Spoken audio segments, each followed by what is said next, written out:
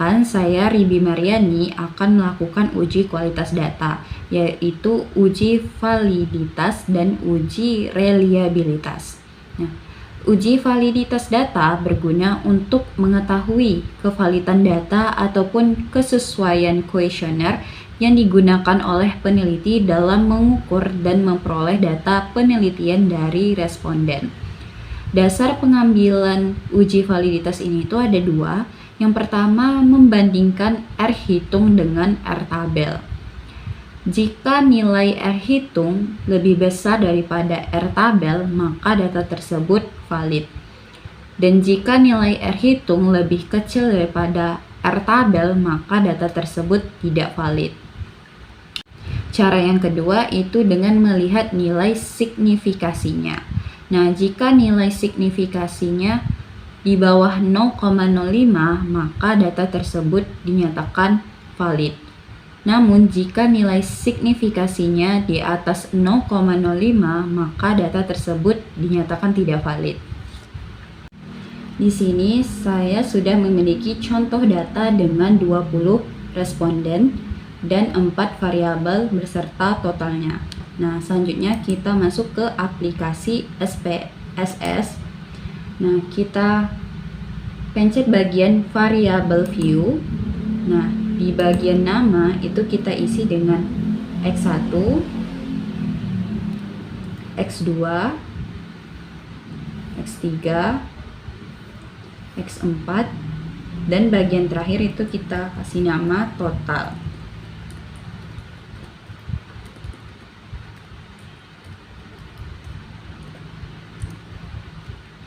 Nah, bagian desimal ini kita ubah menjadi 0.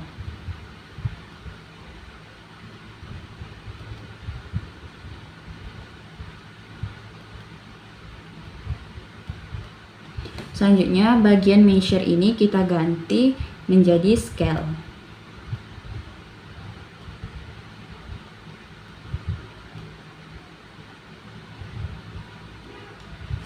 Setelah itu kita kembali ke data view. Nah, di data view atasnya ini sudah ada X1, X2, X3, X4, dan total.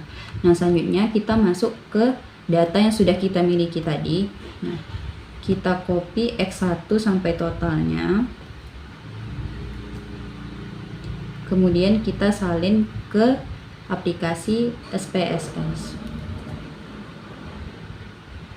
Nah, ini adalah data yang sudah kita salin.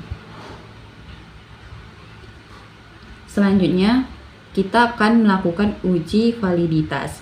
Nah, untuk melakukan uji validitas, kita itu masuk ke bagian analis. Kemudian kita pilih correlate dan pilih bivariate. Nah, setelah itu semua datanya ini kita pindahkan ke kotak yang di sebelah kanan.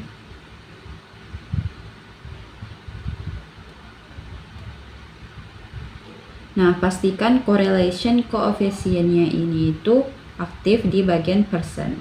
Setelah itu kita oke. Nah, setelah itu akan muncul bagian dari correlation atau output dari SPSS ini. Nah, di sini merupakan hasil dari uji validitas data tadi, yaitu berupa tabel correlation.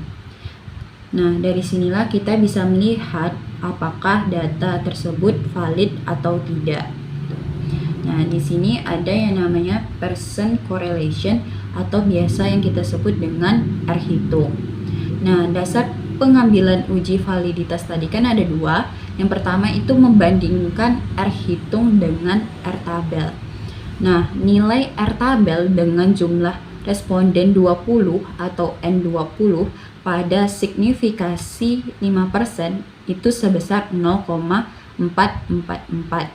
Nah, di sini kita bisa melihat bagian percent correlation di bagian total. Nah, untuk X1 itu R hitungnya sebesar 0,706. Artinya R hitungnya ini lebih besar dari R tabel. Nah, ini berarti data ini valid. Nah, selanjutnya di X2 itu R hitungnya sebesar 0,620. Artinya dia lebih besar daripada R tabel. Nah, ini menunjukkan data ini juga valid. Begitu juga dengan X3 dan X4. Nah, pengambilan uji validitas yang kedua yaitu melihat nilai signifikasinya. Nah, untuk melihat nilai signifikasi, kita bisa melihat bagian Sing2 Toilet ini. Nah, ini merupakan nilai signifikasi. Nah, jika nilai signifikasi di bawah 0,05 maka data tersebut valid. Sedangkan jika di atas 0,05 maka data tersebut tidak valid. Nah, ini bisa dilihat untuk X1 nilai signifikasinya itu di bawah 0,01. Nah, artinya data ini valid. Kemudian di bagian X2 juga 0,004 itu kurang dari 0,05 maka data tersebut valid. Begitu juga dengan X3 dan X4. Selanjutnya yaitu uji reliabilitas. Nah, uji reliabilitas bertujuan untuk melihat apakah kuesioner memiliki konsistensi jika pengukurannya dilakukan secara berulang. Nah, menurut Wiratna Sajarweni tahun 2014, kuesioner dikatakan reliable apabila nilai Converge alpha-nya di atas 0,6. Nah, kita kembali ke data yang sudah kita miliki tadi. Untuk melakukan uji reliabilitas, kita pilih Analyze, kemudian kita pilih Scroll, dan kita pilih Reliability Analysis. Nah, setelah itu kita pindahkan semua X-nya ini dari kolom di sebelah kiri ke kolom kanan. Nah, untuk bagian totalnya itu tidak perlu dipindahkan. Modelnya ini harus berupa alfa. Nah, setelah itu kita pilih statistik. Nah, di bagian descriptive for itu kita pilih scale if item delayed. Nah, setelah itu kita continue. Nah, kemudian kita OK. Nah, ini merupakan hasil uji reliabilitas yang kita lakukan.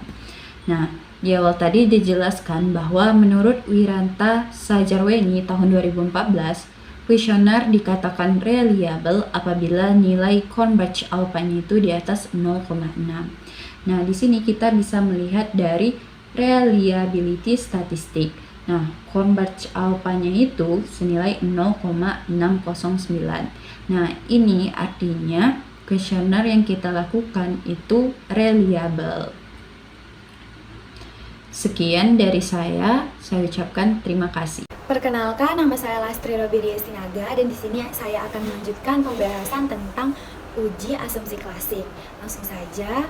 Jadi, uji asumsi klasik merupakan uji prasyarat yang dilakukan sebelum melakukan analisis lebih lanjut terhadap data yang telah dikumpulkan. Pengujian asumsi klasik ini ditujukan agar menghasilkan model regresi yang memenuhi kriteria Bloom. Nah, uji ini terdiri dari 4, yaitu uji normalitas, uji multikolinearitas, uji heteroskedastisitas, dan uji autokorelasi. Nah, langsung saja saya buka pertama Excel yang datanya sudah disediakan. Kita select lalu tekan copy. Kemudian di SPSS-nya bagian data view kita paste data yang tadi. Kemudian kita tekan variable view dan kita ubah name-nya menjadi X1, X2, dan Y. Kemudian pada bagian labelnya kita namakan sesuai dengan nama variabel yang di Excel tadi.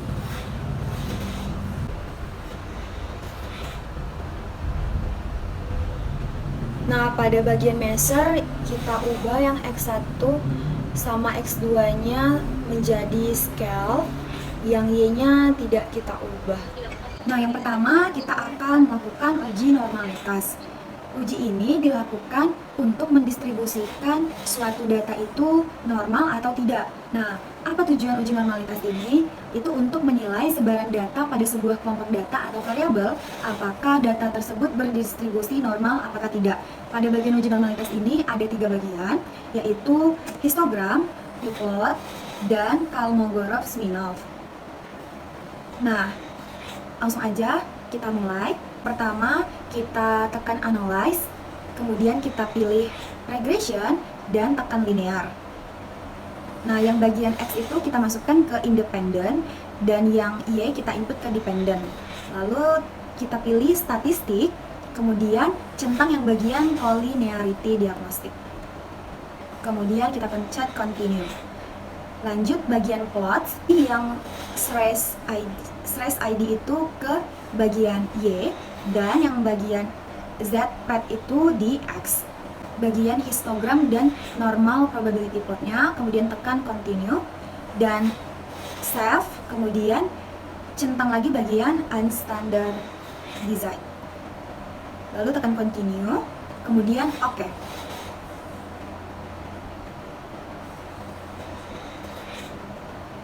Nah, ini adalah data-datanya. Nah, yang ini yang histogram. Dikatakan normal apabila diagram itu membentuk seperti lonceng.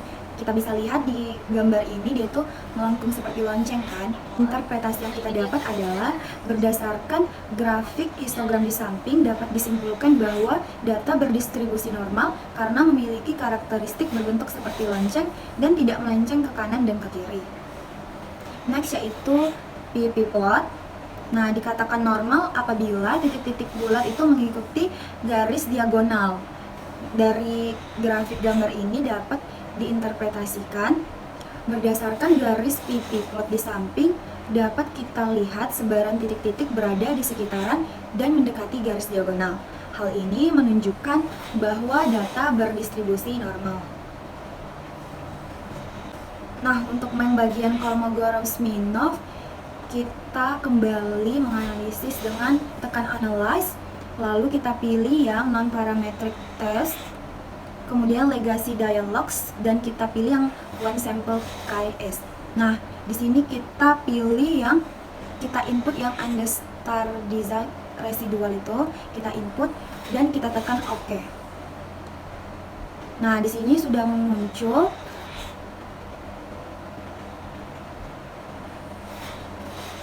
Nah, dikatakan normal itu jika tingkat signifikannya itu lebih besar dari 0,05 dan tidak normal bila lebih kecil dari 0,05.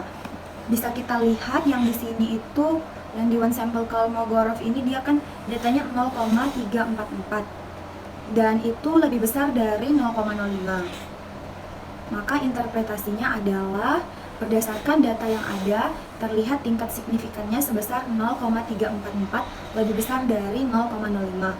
Maka dikatakan data berdistribusi normal. Next yaitu uji multikolinearitas. Nah, ini dia tabel uji multikolinearitasnya. Nah, uji ini tuh bertujuan untuk mendeteksi ada atau tidaknya multikolinearitas dengan melihat besarnya nilai varian inflation factor atau FIV dan tolerance value.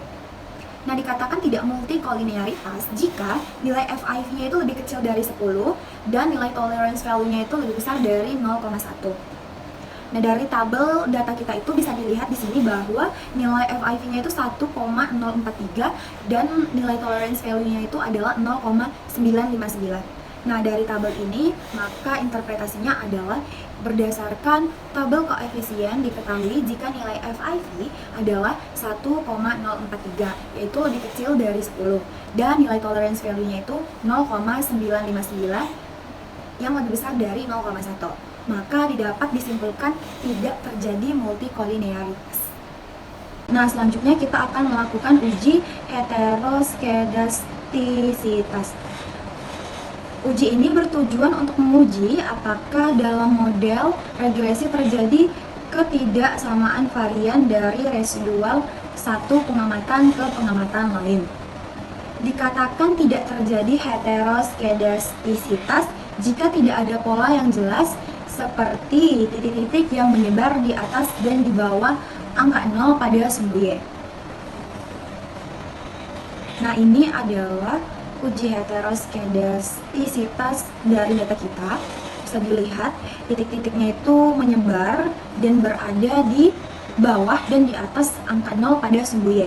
Nah, dari sini dapat kita interpretasikan dari grafik scatter plot terlihat bahwa tidak ada pola tertentu karena titik itu menyebar di atas dan di bawah 0 pada sumbu Y.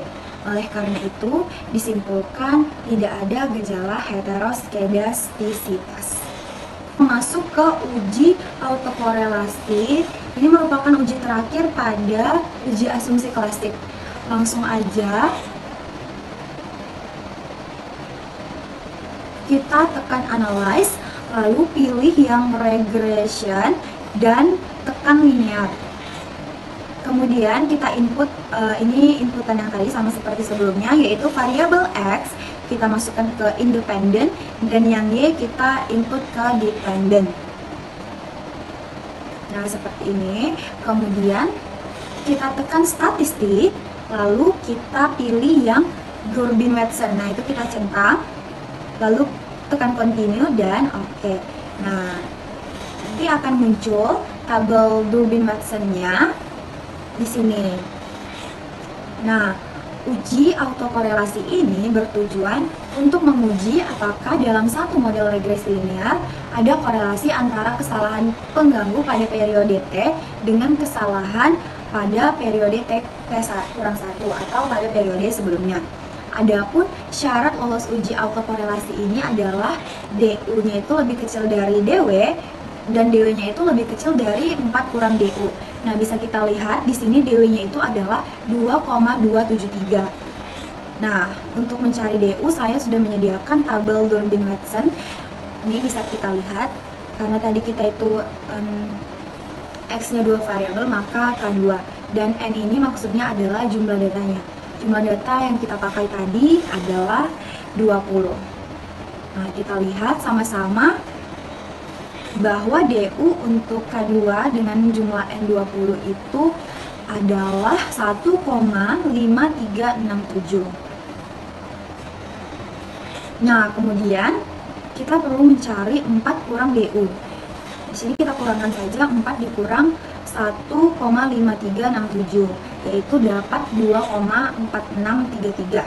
Nah, jika kita urutkan, maka 1,5367 lebih kecil dari 2,273, lebih kecil dari 2,4633. Maka interpretasi dari uji Durbin-Watson ini adalah dari data yang didapat, maka dapat disimpulkan bahwa data sudah lulus uji autokorelasi dikarenakan nilai DW sebesar 2,273 berada di antara nilai DU yaitu 1,5367 dan nilai 4 kurang DU yaitu 2,4633. Baiklah, sekian dari uji asumsi klasik yang dapat saya jelaskan. Terima kasih. Assalamualaikum warahmatullahi wabarakatuh. Perkenalkan, saya Mezi Priscilia. Di sini saya akan menjelaskan analisis regresi linear berganda atau biasa disebut dengan analisis regresi berganda. Nah, sebelumnya tentu kita harus mengetahui apa sih analisis regresi linear berganda itu. Nah, itu merupakan analisis yang digunakan untuk mengetahui pengaruh dua atau lebih variabel independen terhadap variabel dependen. Selain itu, tujuan dari analisis regresi linear berganda juga digunakan untuk meramalkan suatu variabel dependen berdasarkan beberapa variabel independen. Nah, lalu apa sih perbedaan antara regresi linear berganda dengan regresi linear sederhana? Kalau regresi linear sederhana itu hanya terdapat satu variabel independen, sedangkan pada regresi berganda itu terdapat dua atau lebih variabel independen yang mempengaruhi variabel dependennya. Nah, di sini saya sudah mempunyai data dalam bentuk Excel, yaitu hubungan antara kemampuan verbal yang disimbolkan dengan X1 dan kemampuan numerik yang disimbolkan dengan X2 dengan kemampuan memprogram komputer yang disimbolkan dengan Y. Di sini terdapat 15 data. Langkah pertama adalah kita membuka aplikasi SPSS-nya. Kemudian di bagian variable view itu pertama kita input datanya, yaitu di bagian name itu diketik x1, x2 dan y.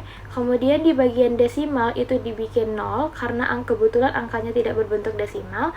Terus di label itu dimasukkan nama datanya, yaitu kemampuan verbal, numerik, serta kemampuan memprogram komputer. Selanjutnya di bagian data view, maka kolom yang awalnya bertulisan var ini akan menjadi x1, x2, dan y.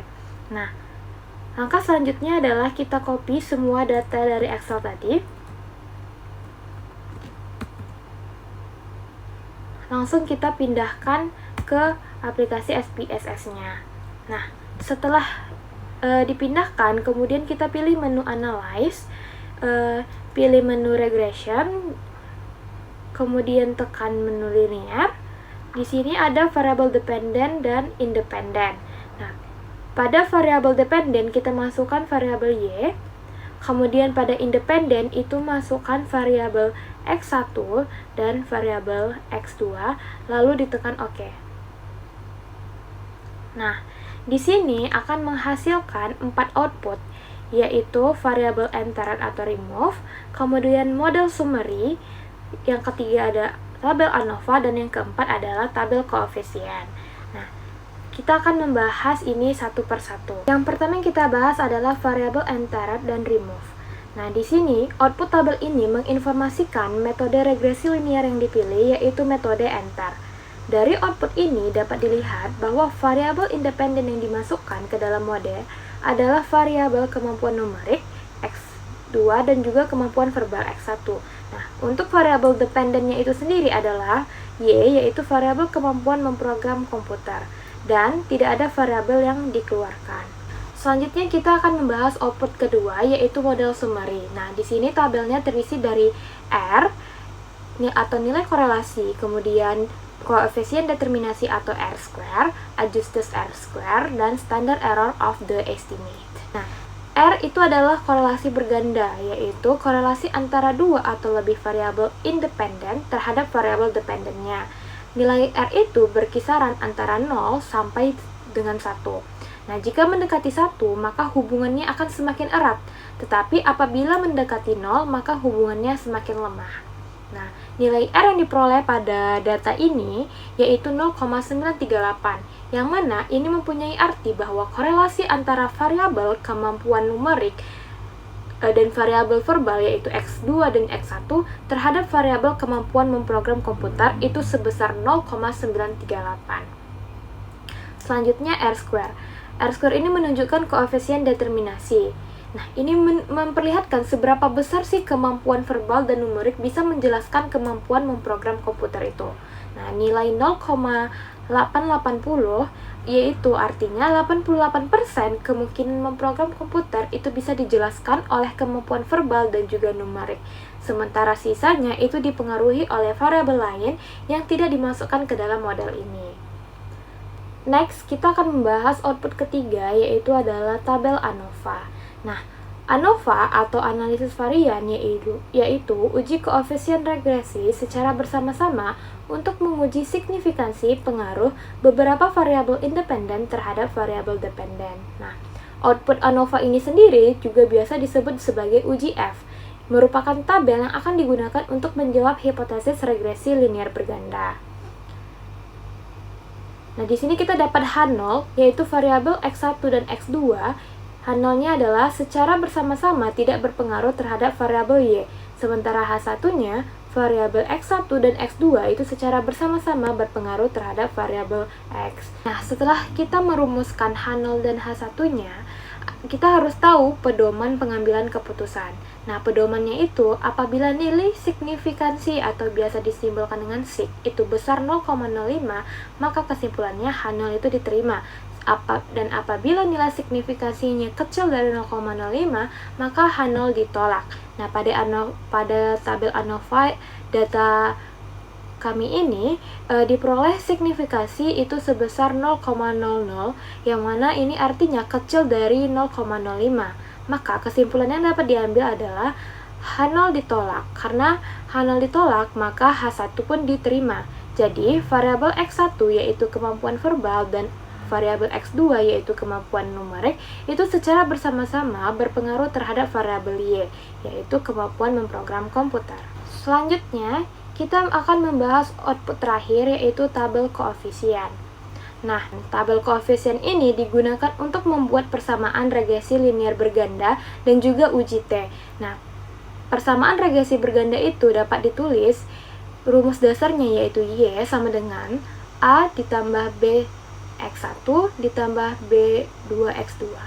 Nah, kita ketahui di sini A atau konstanta A itu adalah sebesar 1,854 ditambah koefisien regresi X1 itu sebesar positif 0,363, X1 ditambah dengan koefisien variabel X2 yaitu 0,483. Di sini kita dapat menarik interpretasi bahwa konstanta A sebesar 1,854. Angka ini merupakan angka konstan yang mempunyai arti jika kemampuan variabel X1 dan kemampuan numerik X2 itu nilainya 0, maka variabel Y itu akan bernilai 1,854. Nah, interpretasi kedua, nilai koefisien regresi variabel X1 bernilai positif, yaitu sebesar 0,363. Angka ini mengandung arti bahwa setiap penambahan nilai sebesar satu satuan pada X1, maka nilai variabel Y akan meningkat sebesar 0,363 satuan dengan asumsi variabel independen lainnya nilainya tetap. Nah, yang ketiga, nilai koefisien regresi untuk variabel X2 yaitu kemampuan numerik itu sebesar positif 0,483. Ini menunjukkan bahwa setiap peningkatan 1 unit dalam kemampuan numerik akan meningkatkan kemampuan memprogram komputer sebesar 0,483 dengan asumsi bahwa kemampuan verbal X1-nya tetap. Nah, selanjutnya kita akan membahas uji T yaitu uji koefisien regresi secara parsial. Nah, uji T ini digunakan untuk mengetahui apakah secara parsial variabel kemampuan verbal dan kemampuan numerik itu berpengaruh signifikan atau tidak terhadap kemampuan memprogram komputer. Di sini kita dapat lihat signifikan uji T-nya itu, nilai signifikan variabel X1 pada tabel itu sebesar 0,000 yang mana kecil antara dengan 0,05. Sehingga dapat ditarik kesimpulan bahwa variabel X1 itu berpengaruh signifikan terhadap variabel Y. Dan yang kedua, nilai signifikan variabel X2 itu juga sebesar 0,000 yang mana ini kecil dari 0,05 sehingga dapat kita tarik kesimpulan juga bahwa variabel X2 itu berpengaruh signifikan terhadap variabel Y. Nah, mungkin sekian yang dapat saya sampaikan mengenai materi analisis regresi linear berganda. Lebih kurang saya mohon maaf. Wabillahi taufiq wal hidayah. Wassalamualaikum warahmatullahi wabarakatuh.